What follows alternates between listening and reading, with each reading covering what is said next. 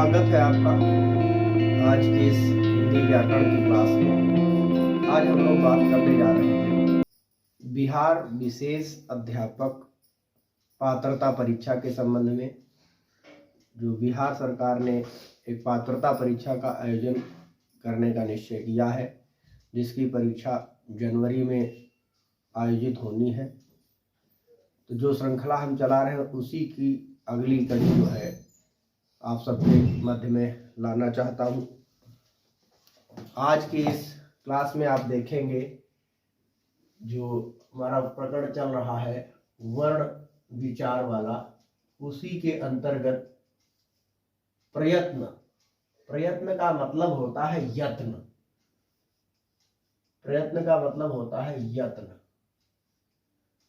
अब यहाँ पर हम बात करेंगे हिंदी वर्णमाला में जो वर्ण है उनको बोलने के लिए हमें किस प्रकार का प्रयत्न करना पड़ता है। तो जो प्रयत्न है उसके सिलसिले में हम बात करेंगे। प्रयत्न का अर्थ है कोशिश। प्रयत्न का अर्थ है कोशिश या चेष्टा या परिश्रम। वर्णों के संबंध में प्रयत्न से आशय उस परिश्रम से है जो वर्णों को बोलते समय हमें करना पड़ता है। एक बार पुनः देखेंगे। प्रयत्न का अर्थ है कोशिश, चेष्टा, परिश्रम। वर्णों के संबंध में प्रयत्न से आशय उस परिश्रम से है जो वर्णों को बोलते समय हमें करना पड़ता है। इसके दो प्रकार हैं। प्रयत्न के दो प्रकार हैं, एक है आभ्यंतर प्रयत्न, दूसरा है बाह्य प्रयत्न। अब इनको विस्तारित रूप देने का प्रयास कर रहे हैं हम लोग। थोड़ा सा अब इनको विस्तारित करने का प्रयास करने जा रहे हैं। देखिए नंबर 1 पर है आभ्यंतर प्रयत्न। आभ्यंतर और बाह्य में से सबसे पहला हमने उठाया आभ्यंतर प्रयत्न। आभ्यंतर का मतलब होता है भीतरी।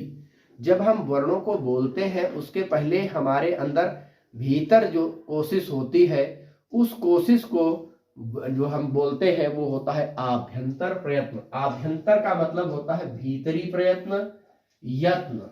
भीतरी प्रयत्न, भीतरी यत्न, भीतरी प्रयास, भीतरी कोशिश, भीतरी चेष्टा और भीतरी परिश्रम। देखिए आभ्यंतर का मतलब होता है भीतरी।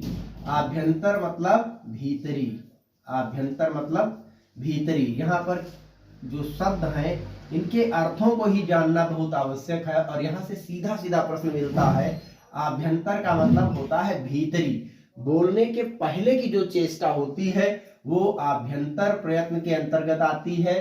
तो भीतरी प्रयत्न, भीतरी यत्न या भीतरी प्रयास या भीतरी कोशिश या भीतरी चेष्टा या भीतरी परिश्रम, जो भी हम शब्द इसमें से मन में रख सकते हैं। हमने कोशिश की है कि ज्यादा से ज्यादा शब्द आपको हम बताएं।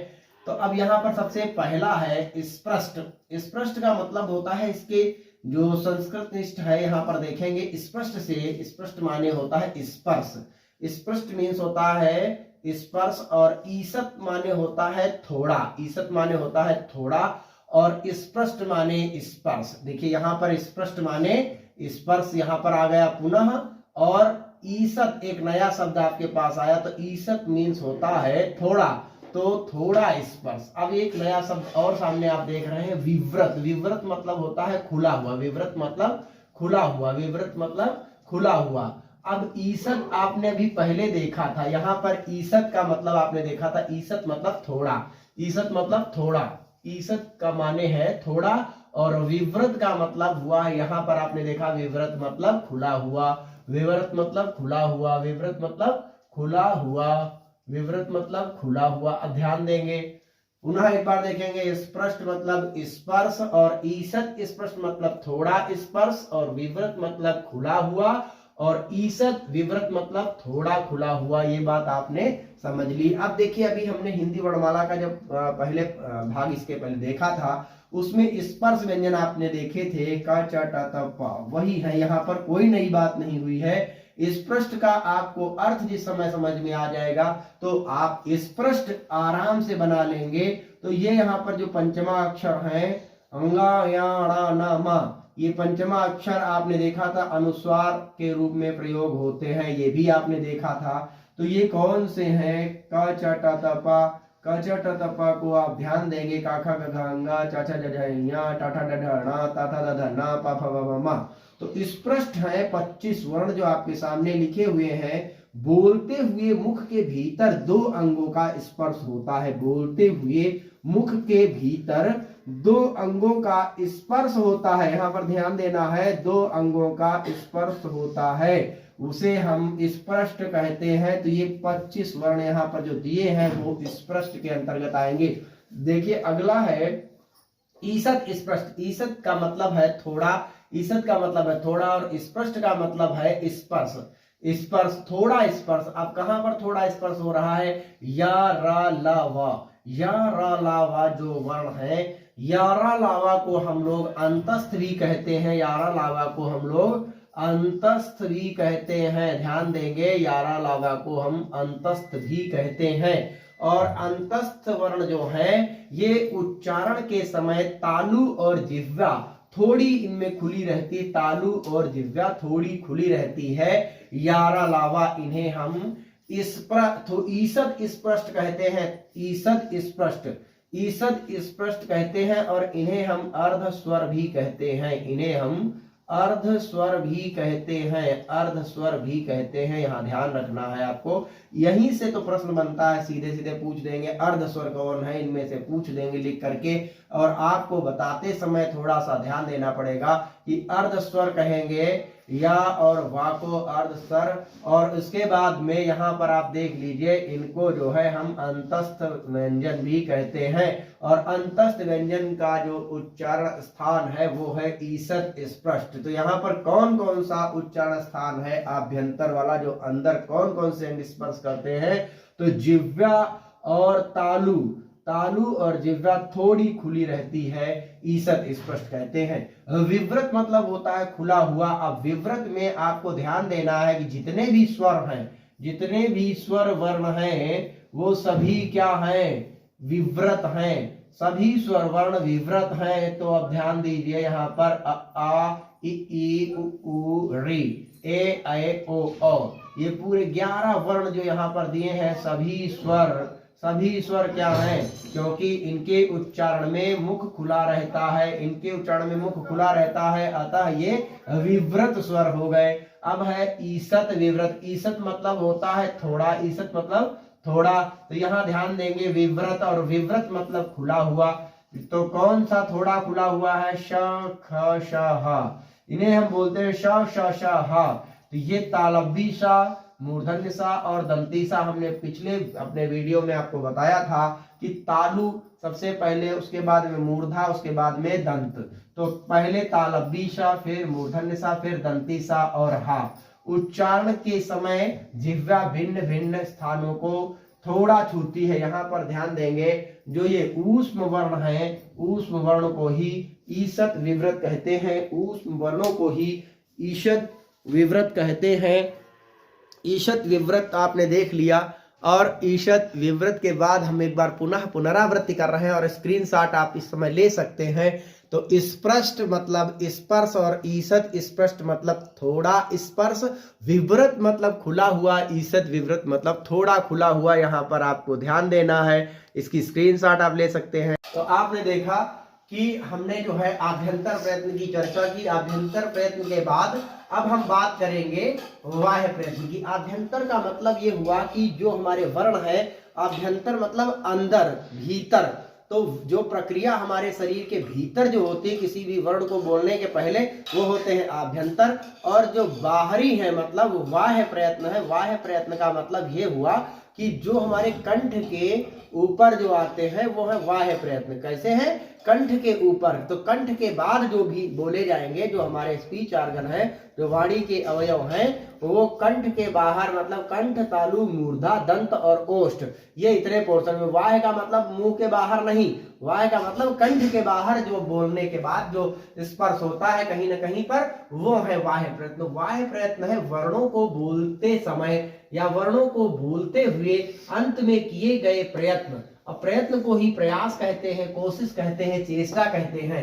तो वर्णों को बोलते हुए अंत में किए गए प्रयत्न, प्रयास, कोशिश, चेष्टा को बाह्य प्रयत्न कहते हैं। ये भी 4 प्रकार के होते हैं। ये भी कितने प्रकार के होते हैं? 4 प्रकार के होते हैं। कौन कौन से? नंबर 1 है अघोष, नंबर 2 है सघोष। तो ये हो गया घोषत्व के आधार पर। फिर है अल्प प्राण और महाप्राण, ये हो गया प्राण के आधार पर। तो हम कह सकते हैं कि बाह्य प्रयत्न 4 प्रकार से उच्चारित होते हैं। इनके अंदर देखिए पहले अघोष, फिर सघोष, अल्प प्राण और महाप्राण। तो हम पहले चर्चा करेंगे अघोष की। तो अघोष जो है हमारे प्रत्येक वर्ग का पहला और दूसरा वर्ण अघोष होता है। प्रत्येक वर्ग का पहला और दूसरा वर्ण कैसा होता है? अघोष होता है। का, खा, च, छ, ट, ठ, त, थ, प, फ। इनकी संख्या 2 पंचे 10, 10 ये हो गए, और श, श, श 3 ये हो गए। 3 ये ऊष्म और ऊपर के जो स्पर्श व्यंजन है हमारे, जिनको हम वर्गीय व्यंजन कहते हैं, उनका प्रत्येक वर्ग का पहला और दूसरा वर्ण तथा श, श, श इनको मिला लेंगे तो 10 और 3 13 वर्ण हो गए। प्रत्येक वर्ग का पहला, दूसरा तथा श, श, श अघोष है।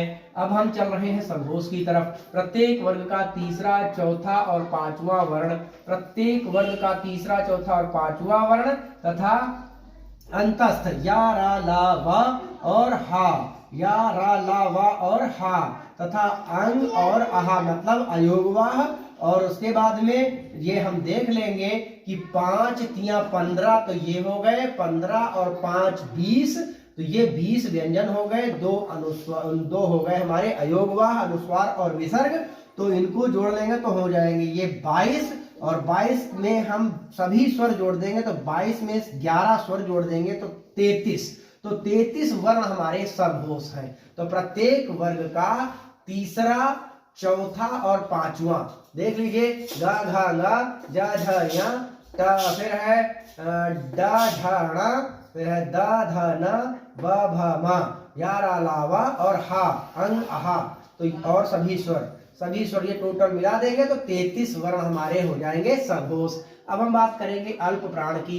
अल्प प्राण ध्वनियां वे ध्वनियां हैं, अल्प प्राण ध्वनियां वे ध्वनियां हैं जिनके उच्चारण में हमारी जो श्वास है, हमारी जो प्राण है, हमारी जो वायु है, मुंह से निकलने वाली वायु जो कम मात्रा में निकलती है। अल्प मतलब थोड़ा, तो जिनके उच्चारण में श्वास कम मात्रा में निकले वे अल्प प्राण है। प्रत्येक वर्ग का पहला, तीसरा और पांचवा वर्ण अल्प प्राण कहलाता है।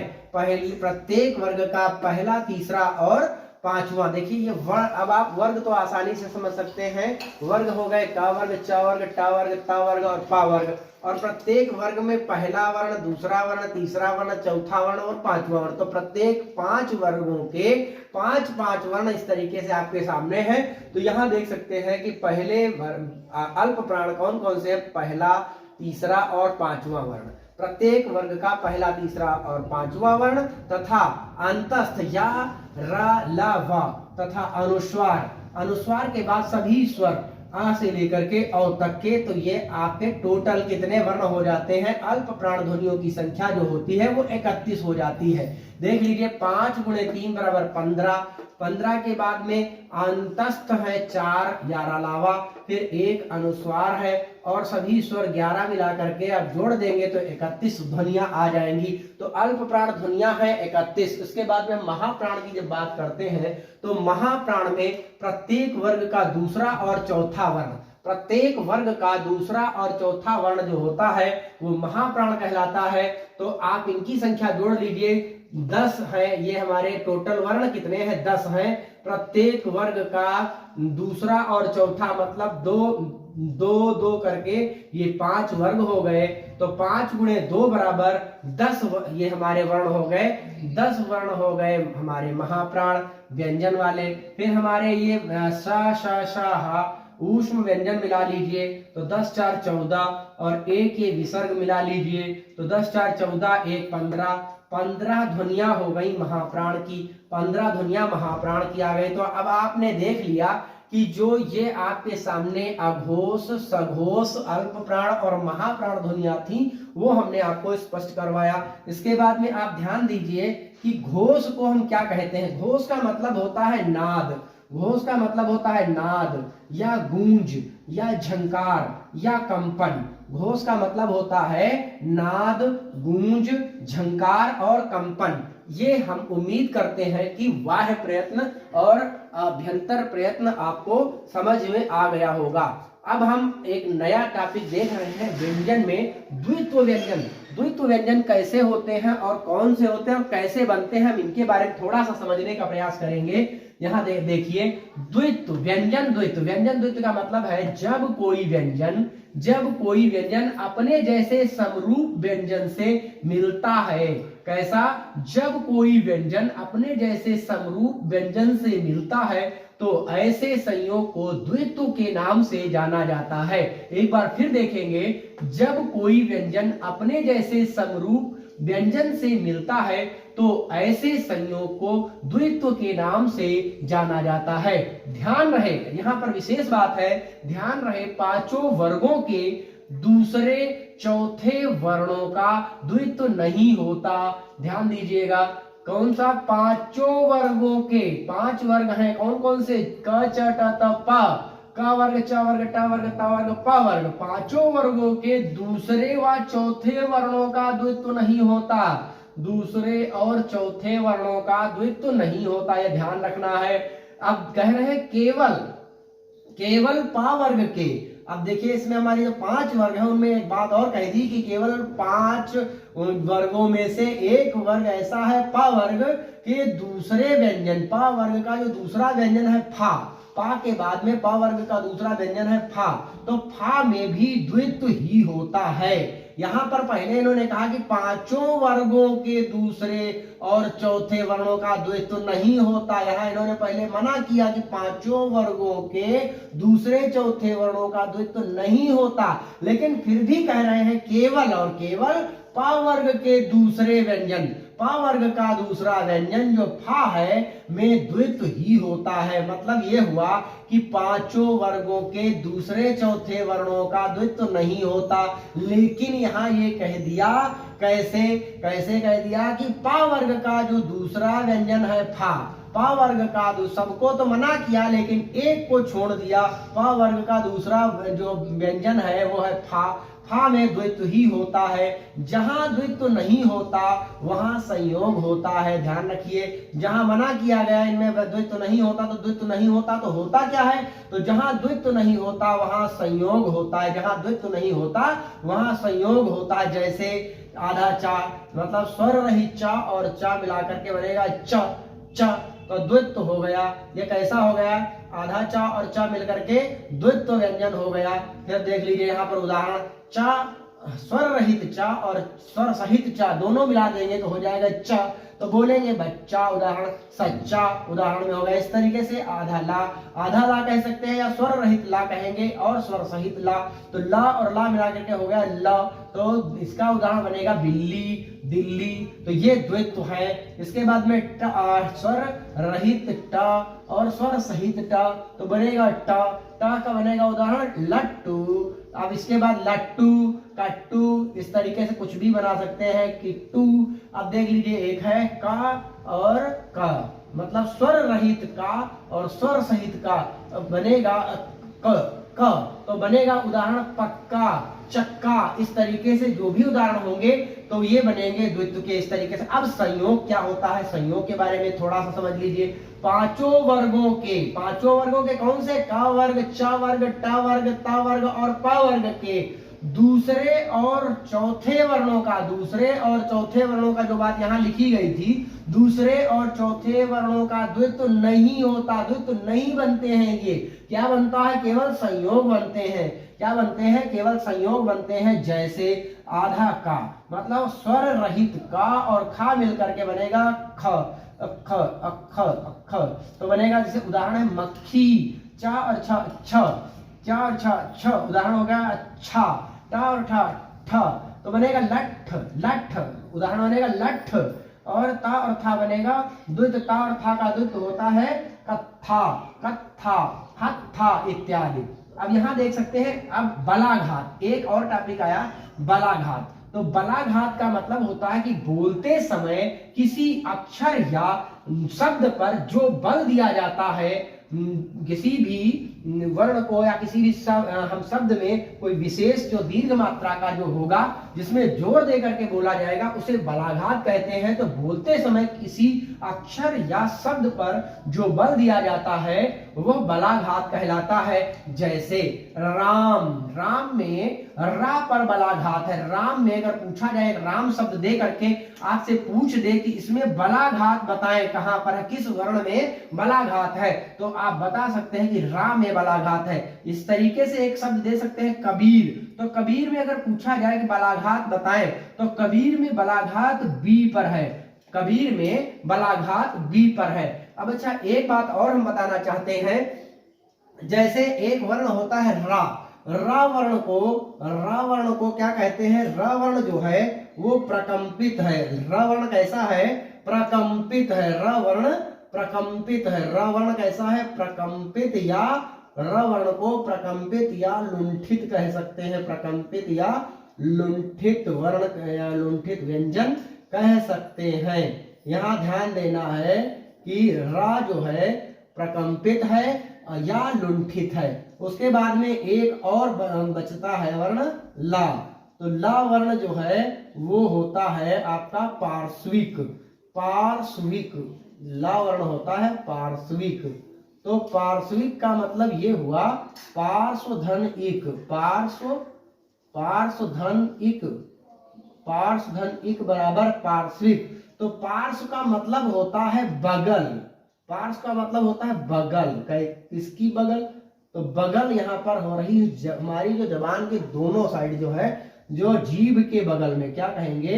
जीभ के बगल में, जीभ के बगल जो पार्श्विक है, जीभ के बगल से ला देखिए, बोल करके देख लीजिए, ला वर्ण पार्श्विक है और जीभ के बगल पार्श्विक, पार्श्वधन इक। तो यहाँ पर पार्श्विक में क्या होगा? पार्श्विक में ला वर्ण आ जाएगा। ला वर्ण पार्श्विक है। और इसके बाद में र वर्ण क्या है? र वर्ण है लुंठित या प्रकंपित। र वर्ण है लुंठित या प्रकंपित। तो हम उम्मीद करते हैं कि जो हमने अभी प्रयत्न नामक शीर्षक पर जो चर्चा की थी, प्रयत्न नामक शीर्षक अब आपको अच्छे से समझ आ गया होगा। पहला हो गया आभ्यंतर प्रयत्न और बाह्य प्रयत्न। ये दोनों आपको अब हम उम्मीद करते हैं कि समझ में आ गए होंगे। अगर आपको नहीं समझ में आया हो तो एक बार पुनः इस वीडियो को आप दोबारा से देख लीजिएगा। हम उम्मीद करते हैं कि हम इस टॉपिक को समझाने में समर्थ हुए होंगे। बहुत बहुत धन्यवाद। आज के लिए इतना ही।